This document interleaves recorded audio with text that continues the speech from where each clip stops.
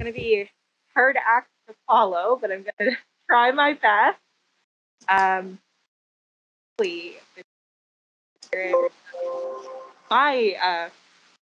don't want to give any spoilers to my talk, but everyone will listen, might hear something.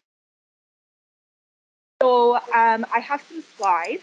I don't know if you'll be able to see me once the slides are playing, but all the better for me. It gets rid of my stage fright. So we'll jump in. So I, of course, Taylor Lynch. I'm the Community Engagement Coordinator here at the Diocese. I was hired back in April to work on a very exciting and new and old project. And it really is intimately connected to Bishop Michael Olson's charge to live church as mission. So today, more than ever, we're called out of our churches to serve our community. And I'd like to speak to you today about what that looks like at the Adelaide Street Mission. And I'm hoping that I can also offer you some tools to begin developing new ministries in your own parishes. And I hope by the end of my presentation, you'll be excited about the opportunities in your mission field. So first, I'd like to begin with a little bit of background. The project that I'm working on is part of the Good Shepherd legacy. That's why the project is a little bit old, but also a little bit new. And that project resulted in a community building on the grounds of the former Church of the Good Shepherd here in Kingston, Ontario. Though the building has had a couple names since it's been built, today we're calling it 3 Adelaide. But internally, among Anglican folk, you might still hear it referred to as the Adelaide Street Mission. So if you hear both names, don't be confused. They're referring to the same building, but 3 Adelaide is sort of the community name, the outward-facing name for the building. So many of you will probably remember that the diocese partnered with Habitat for Humanity some years ago now, and the Church of the Good Shepherd was demolished, and 3 duplexes, as Bishop Michael said, was put up, and behind the duplexes is a community building. The families have since moved in, and now the diocese is getting ready to build that community building with our first community group.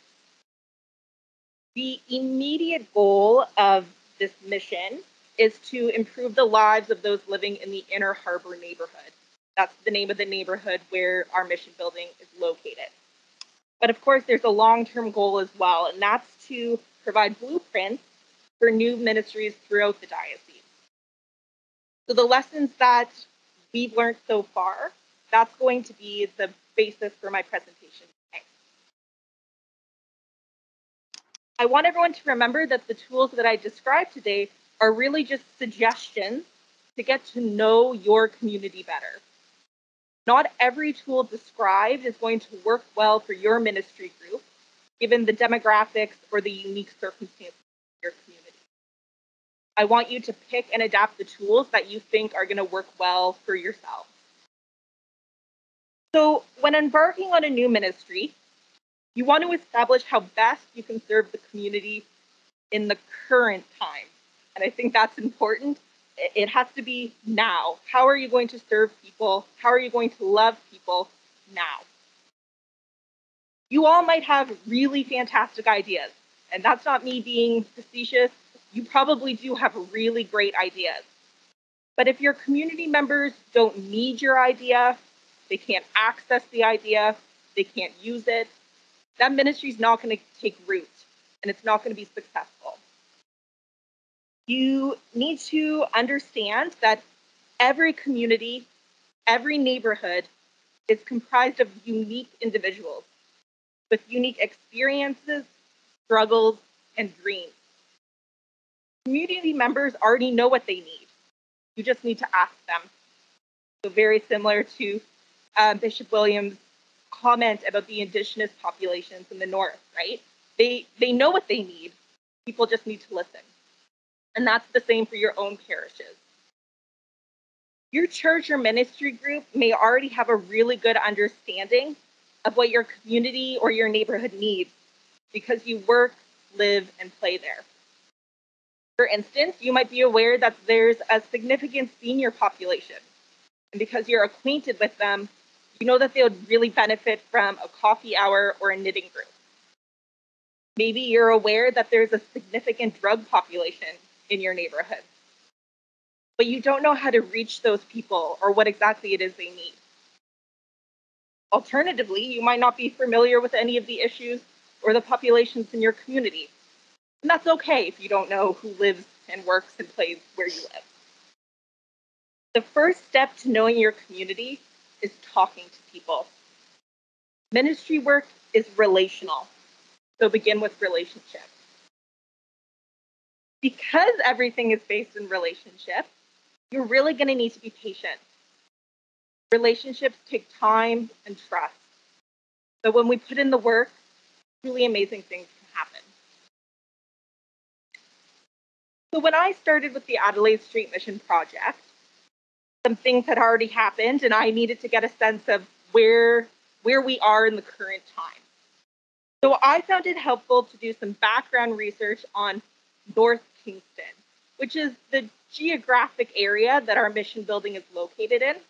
It has some negative connotations. It's what some people would consider the rough part of town, right? So I wanted to get a sense of what did that actually mean on the ground. What is North Kingston? Background research is going to help place your project within the history of the community. And that history is going to give you a sense of the ongoing challenges and opportunities. Research may also help situate your project within a legacy of service and programming, while also determining what has worked well and what hasn't. So in addition to researching your community, I also recommend researching your own churches. See what ministries you've run in the past, what was successful and what wasn't successful. You want to learn from those successes as well as those failures. Now, I'm going to use a little bit of that left-wing nut language for a couple minutes, but it's because those nuts can give us some good tools for how we can live church now in the current times. And I keep wanting to position you in the now because we have to live church now, not 5, 10, 25, 50 years ago in the past. How can we live church now? So I'd really like you to frame your research as well as all of the work going forward through a lens of strength as opposed to weaknesses. The asset-based community development, ABCD approach, developed by John L. McKnight and John P. Pressman, is a model for community development. There's your left-wing social jargon. Is a model for community development that looks to build on communities' existing strengths. For example, one asset the diocese already possessed when embarking on the Adelaide Street mission was the new and accessible building. So already right there, we know we have an asset, maybe a solution to a problem. So I want you guys to start making a list of what your church, as well as your parish and your community, make a list of things you guys already possess. What are some strengths or assets that can be used or adapted in a new ministry context? So often we approach a problem, we think, how are we going to solve this problem, right? When really all we need to do is utilize the strengths, the assets, the graces, the gifts that we already have. So going back a little bit, switching gears back to research, there's lots of places you can get to know your community if you don't know it well. And that might be published academic and community-based research. I myself have an academic background, so that's where I'm most comfortable, but you can access a lot of this stuff online very easily.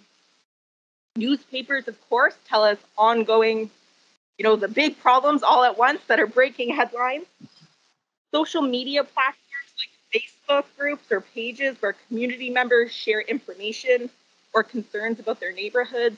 That's a really great place to go because it's unbiased through the media. You're literally getting what people are experiencing in their day-to-day. And then there's also community profiles and reports that are sponsored by cities or towns, the United Way, community foundations. That's real-time data like homelessness counts. Those are really great to access. And then finally, census data. That's going to help you determine income levels, family makeup, age, education, employment, and immigration trends. So again, if you don't know who lives in your community, you're going to have to figure out, okay, well, who lives there? And census data is sometimes the first step you can take. Current census data is from 2016, but they just conducted a census, and that data should be out pretty soon. So you guys are actually in a really great opportunity to get brand new data about who's living and playing in your neighborhood. So this background information, again, from my own academic background, it is really important for the first steps of understanding your community, not only where it's been, but where it's going and where it is right now. But nothing is going to give you better insight than hearing from the community directly. So again, Bishop Williams' note about listening. Listening is so important in relationship. It's so important in ministry, and it's going to be important when embarking on new projects. Agencies and service providers who provide services and programs may be able to help identify gaps in current services, as well as the unique needs and challenges of the populations they serve.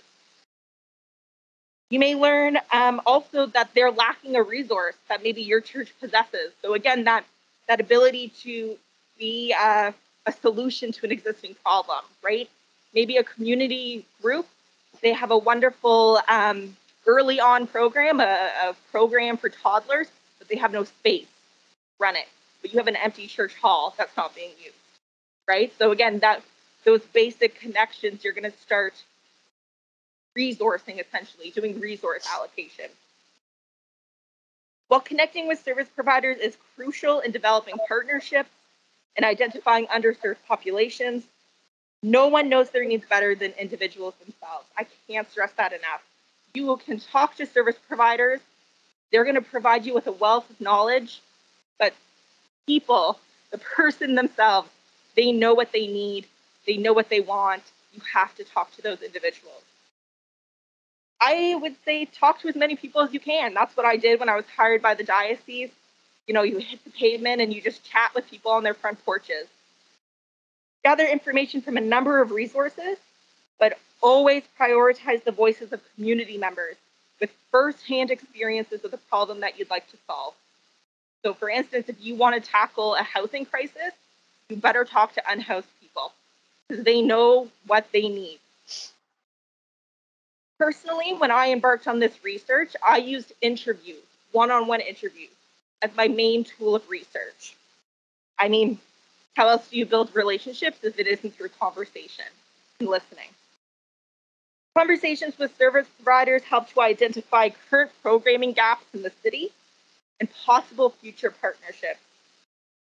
Additionally, service providers and community members provided insight into current challenges and opportunities, as well as who lived in the neighborhood and what their experiences were. And I would, again, part of this making a list of assets, this list of service providers and prominent community members, that's also some of the assets of your community. So I think politicians, right? The bishop knows this. Sophie is a wonderful community asset. And you have prominent people in your community who are assets as well. Maybe yourself. Well, you are all assets, but if you're going next level, those politicians have some juice that can get things done. So you're going to start developing a list of service providers you want to talk to. It may be based on your own familiarity with your community, but you may not be familiar with service providers. Maybe you're very blessed. You haven't had to touch these aspects of your community. You've never had to use a food program, and that's okay. So again, the internet is going to be your best friend. You can simply Google some charities or service providers.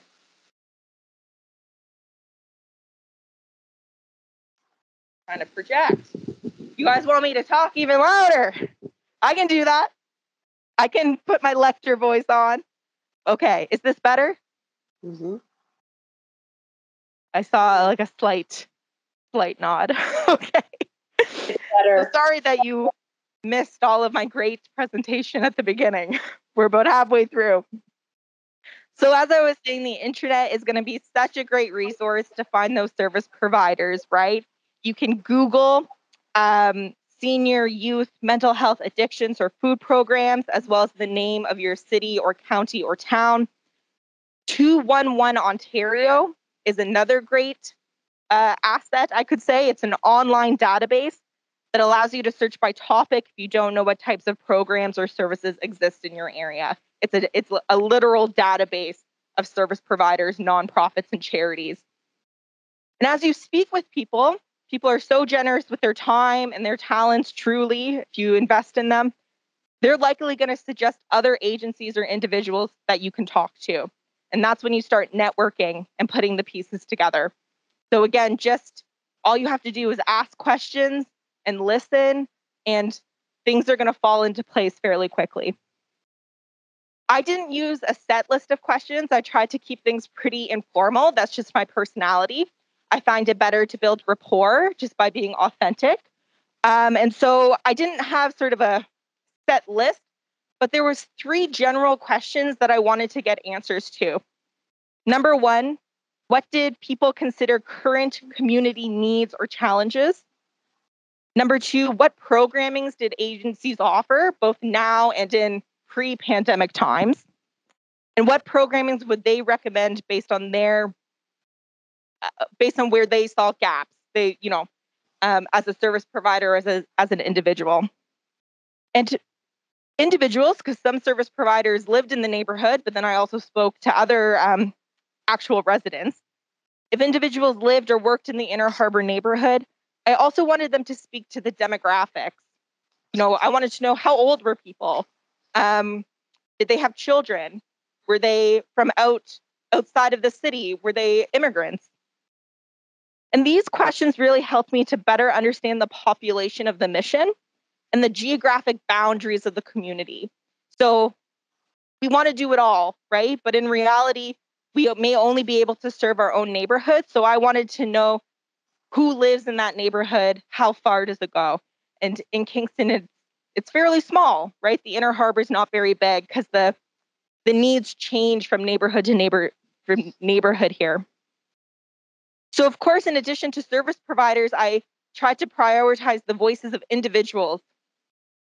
So whether that be residents of the neighborhood, unaffiliated community members, and individuals with lived experience. And lived experience is one of those left-wing nut words. It's essentially people who have experienced firsthand certain issues or problems. So, again, if we would say, instead of saying a homeless person, we might say someone with lived experience of homelessness. And that applies to pretty much any topic, right? Whether it be domestic abuse, etc. So encounters in the community when visiting food programs or volunteering, because those were things that I did. These encounters were often brief, but they were intended to really gain an understanding of the neighborhood and its residents, both housed and unhoused. So I wanted to know, okay, if the housing is poor, well, what does the housing look like? What do we mean by poor housing, right? At the same time, these visits allowed me to develop a presence in the neighborhood, to gain trust, and to start building those relationships. Another way you can gather community feedback is through surveys. I won't go too long into surveys. I want to be, I'm aware of your time and we're getting on and you're probably getting hungry. But essentially, surveys are a great way to get to know first impressions. You can do long form surveys where you have people answer sort of open-ended questions. That was the method I preferred. I'm more of a qualitative person. I want to be able to look at major themes and try to interpret themes. But this can be hard to measure. So numbers people are going to prefer qualitative research. So more multiple choice, right? Someone might want to know, I want to know how many people specifically think poverty is an issue. So you'd want to write a survey that fits that. I made my survey through Google Forms, which is a free piece of software online, very easy to use. And it makes a little link, and I was able to distribute that link to people that I encountered through a flyer.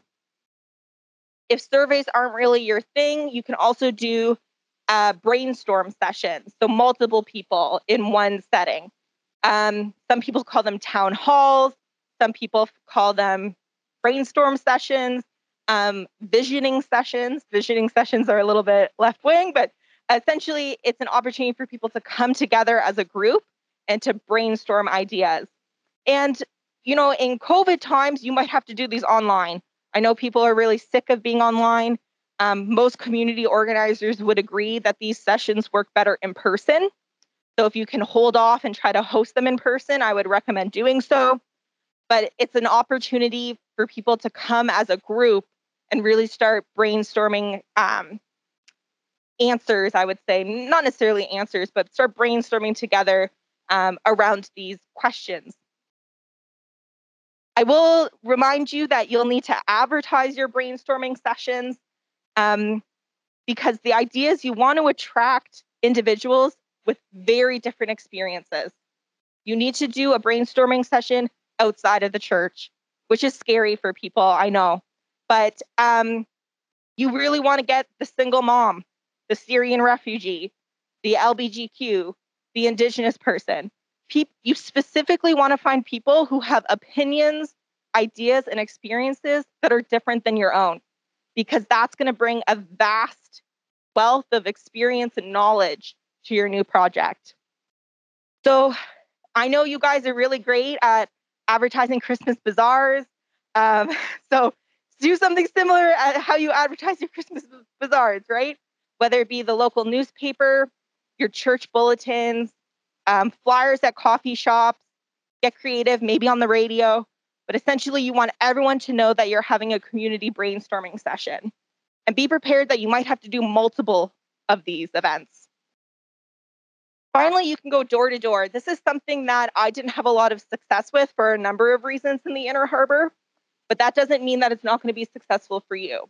But you should always go in teams of 2 for safety. In this day and age, you don't know if you're going to knock on someone's door, you don't know who's going to open it. So if you have enough volunteers to go in teams of 2, go knock on some doors. Maybe you have a survey ready for them. You have a flyer. Maybe you just want to chat for a couple minutes. But again, this is a really great way to meet people where they're at. So now, you've done all your research, hopefully. Well, the research is ongoing, but you have a good basis to get started. So now you're going to want to start putting it together. In community work, we often hear the word silos. And I'm going to spend just a tiny bit of time talking about it, because I was on a community call recently, and a woman said, well, what do you mean by silos? People in community work even take the term silos for granted. Not everyone knows what we mean when we say this, but essentially silos means groups working in isolation of each other, even if they're working on the same issue. So I'm going to use the example of food programs. Most towns have at least one food program. Kingston, we have several. So sometimes what happens is maybe if there's multiple food programs operating in the city, but they never talk to each other. They're operating in isolation. And what happens is that they're not sharing information, they're not sharing resources, they start getting in a scarcity mentality, and they may feel like, other people are poaching their clients, things like that.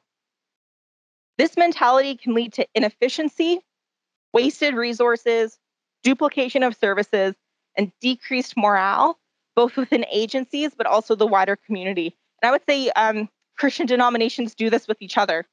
We feel like we are operating in a scarcity, in a desert, essentially.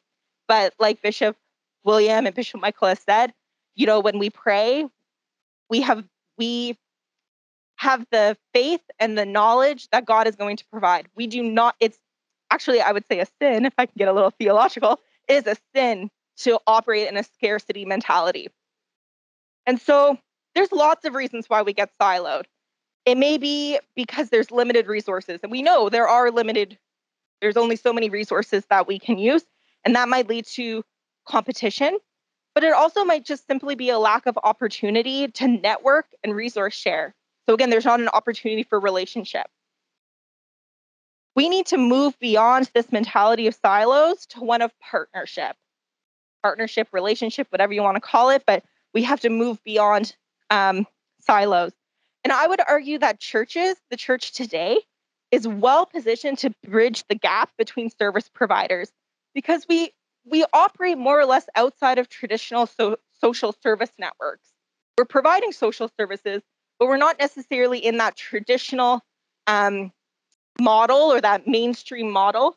We're not necessarily competing for the same resources that social service providers are. So I would say we're a little bit neutral. We kind of can approach the topic in a neutral way.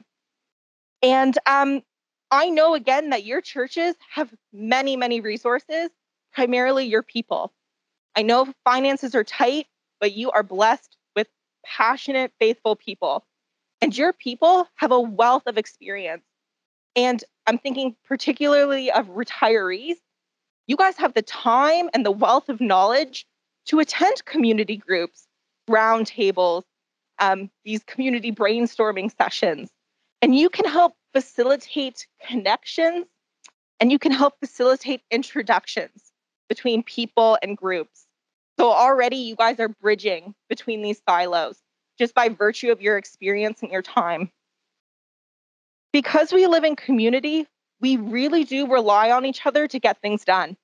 And again, the church, we've been so inward focused for so long, we forget that we're in community with other people, not just Christians. And we need other people to get things done. So when we can draw more people into our circle of influence, we're drawing more people and resources to work with. Again, that's God providing us with the things we need, approaching the foreigner, the stranger. I mean, I myself am a foreigner and a stranger in Anglican land. So we just have to go out of our churches again, seeking those other people. So once you've gathered your feedback, once you've started making these partnerships, you might see themes emerge concerning the major needs of your community. It might be an aha moment. Like, of course we need a ministry to shut-ins, right? Shut-ins might not be the politically correct word we use now, but the homebound, maybe it's obvious. I'm going to tell you that there are going to be a million things that you can do. Truly, the problems of the world are endless, especially in modern times. So again, I want to bring you back to that asset-based model. And I want you to pick a problem that you can address based on your existing assets. That list you made of those things you already possess, it's going to become pretty evident when you kind of hold those two lists side by side. In the case of our mission, the Adelaide Street Mission, 3 Adelaide, the neighborhood has many, many problems, many opportunities. And so our missional calling was not apparent. So we formed a steering committee to help us determine the missionary identity of our space. And I won't go into too much about that process. There's reports that I wrote that detail that whole process. But I want you to think of a steering committee, again, as an opportunity for partnership. Draw in those people who are already working on the issue, whether it be a secular service provider, another church, whoever, right? And I also want you to, again, prioritize the needs of the community itself. Try to draw in community members that are directly impacted by the thing you're trying to address. Again, I apologize, but I'm going to use a leftist saying here, but it's so important. There's a saying used in disability advocacy circles, and it goes like this: nothing about me without me. So keep that sentence in mind on any issue that you're trying to address, whether it's the homebound, the homeless, the addict. If you're going to serve that population, you better make sure that they are at the table when you are addressing that issue. So, again, I'm aware of time, so I'll try to wrap it up fairly quickly. The next thing we did at 3 Adelaide was we wrote a mission, vision, and value statements. Sometimes churches are a little bit resistant to writing these because they seem a little secular. But the idea is that the mission, vision, and values, that tells you the why and how of what you're doing. So anytime you're faced with a difficult question, this might be 2 weeks, 5 years, 25 years down the line, there's a question that your ministry is facing, and we think, how are we ever going to approach this? You refer back to your mission, vision, and value, and you say, aha, these are the guiding principles that are going to help me address this problem.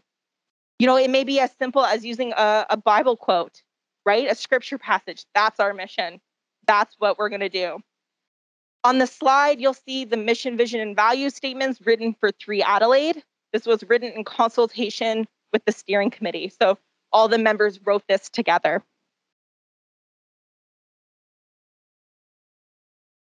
Again, I'm not going to go too much into mission, vision, and value because you can find guides online.